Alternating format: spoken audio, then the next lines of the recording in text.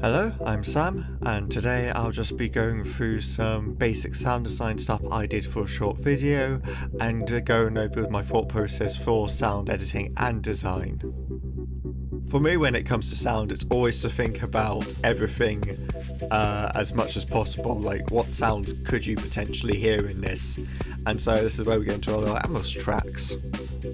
For this, I've only got a couple because it's such a short clip. I've got this wind gently swaying in the background because you can see it in the trees, and I think it's just helpful just to have that little background noise in there. I also have people in the background getting excited because you can also potentially hear them.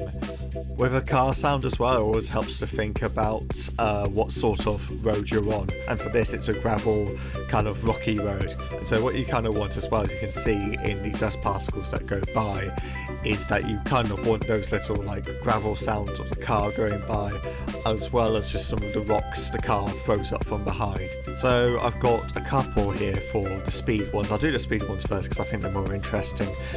So the speed one at first is also just the sound of a V8 engine going by. It helps with that scene of like speed and just general sports car sound, as well as another one over here which has actually got a reverb track on it, and it's slightly there to help with the distance and sound of a speeding car going by. The automation is fairly simple. You've got the volume going up in the first one for when the car's coming closer by, and then distancing itself as well, panning to the right for when it disappears off screen.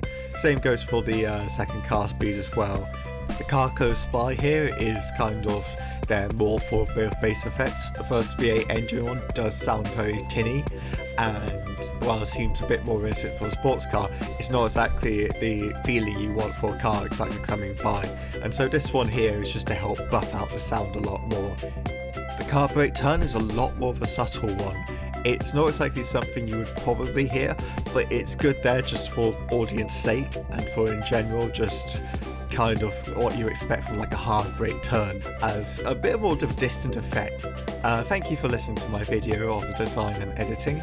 It's something in general I love doing. It's kind of breaking down a puzzle almost, or just kind of a process of where you have to think of every possible idea you can, and kind of also just seeing what sticks.